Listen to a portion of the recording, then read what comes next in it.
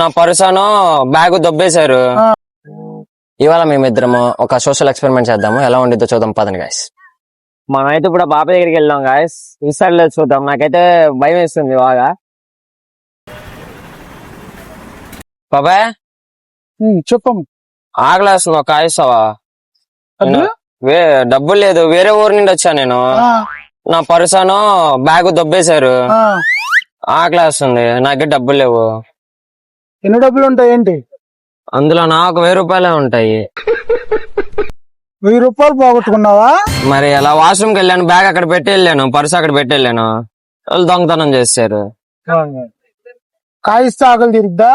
మరి ఏం చేస్తాను ఇప్పుడు? ఏం లేదు పొద్దునండి, మన దగ్గర డబ్బులు లేవు దీనికి. సరే కానీ ఏం కాదా? వెళ్ళు, తమ్ముడికి ఇచ్చాను అనుకుంటా.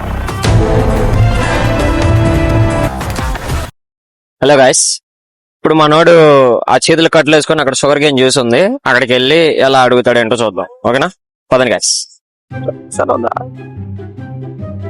నా గ్లాస్ ఇవ్వా?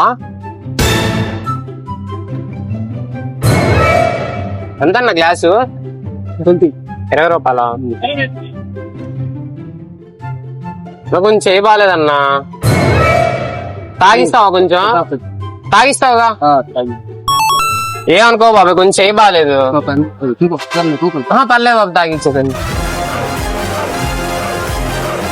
థ్యాంక్స్ బాబాయ్. చిన్న సోషల్ ఎక్స్పెరిమెంట్ చేస్తున్నా, ఒక వీడియో తీస్తున్నా. అక్కడ మామూలుగా చెయ్యి అంతా బానే ఉంది, అలా చేస్తారు లేదని చెప్పి ఒక చిన్న వీడియో తీస్తున్నా. థ్యాంక్స్ బాబాయ్. ఈ వీడియో నచ్చినట్టయితే లైక్, ఫాలో చేయండి. నెక్స్ట్ వీడియో ఏం చేయాలో కమెంట్ చేయండి. ఉంటా, బాయ్.